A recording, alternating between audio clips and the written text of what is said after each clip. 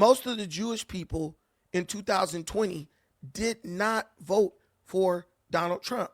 Most Jewish people in 2016 did not vote for Donald Trump.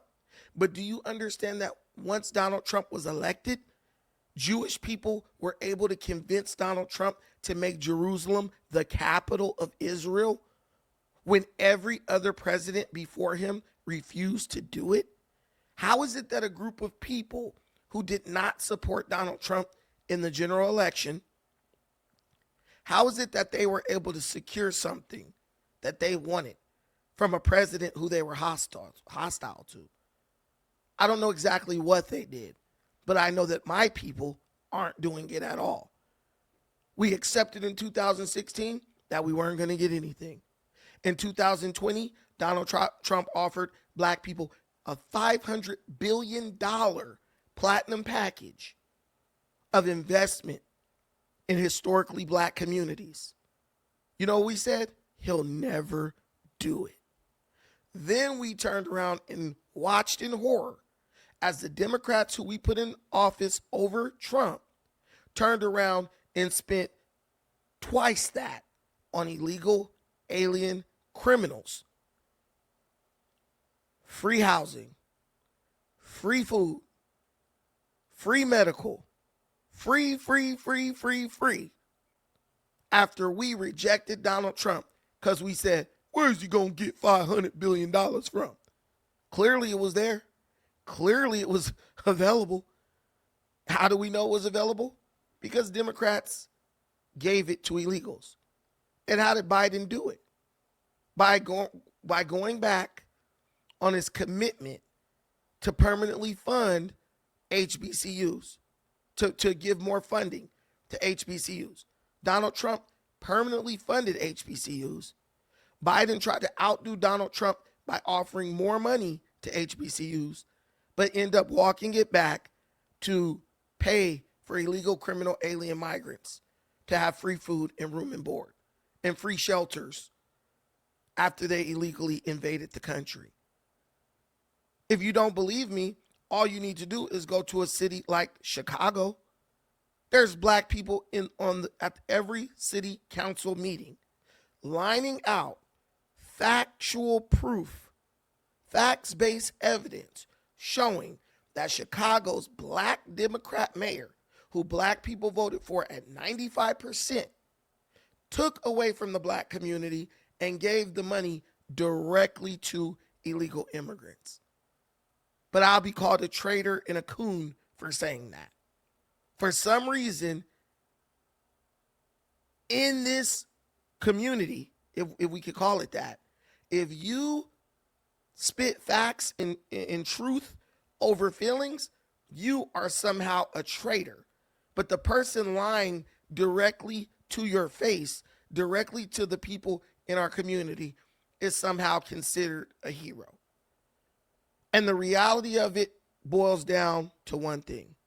Black people are victims of something called fear-based programming, where we do something out of fear of what might happen if we don't.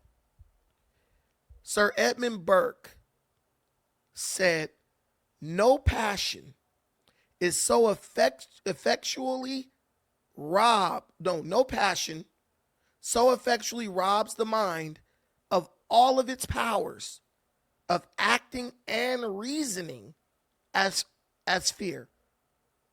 So Edmund Burke was showing us, once you allow fear to overtake you, oh my God, Trump's going to put us back in chains. You no longer have the power to even reason or act on the reasoning. You don't have the power to look at a situation and say, ooh, what he's saying is not really adding up and it doesn't really sound like it's going to be good for me politically, so maybe I shouldn't support him.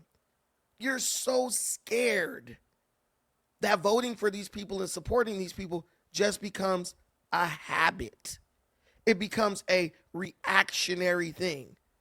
It no longer is done, it no longer follows thought or reasoning.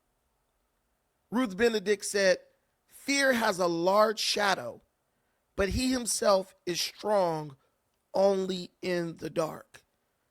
And I can tell you today that the black community is wholly resting in darkness. Look at our communities. People getting gunned down in the street, illegal criminal alien migrants taking over our community, abusing our people, abusing our women. Go to Chicago. Go to the formerly black communities. Look at all the graffiti, Trinidad Agua, tagged all over the walls. A South American Venezuelan gang was allowed to come into the black community by Democrats, and now they've taken over, preying on black folks. A woman who is the wife of a retired Chicago police officer. She sat before Congress the other day, and she talked about how she kind of cried to her husband and was like, why don't the police just arrest these people? And bro said, the mayor won't allow us.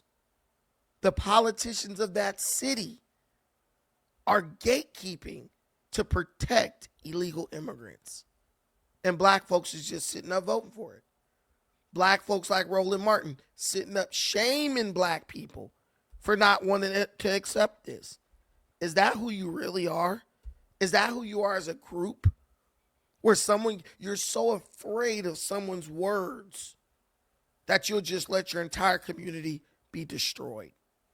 It doesn't really make sense, but yet we continue to do it. I want to play a clip of Roland Martin attacking. Actually, you know what? Yeah, I want to play a clip of Roland Martin attacking Nick Cannon.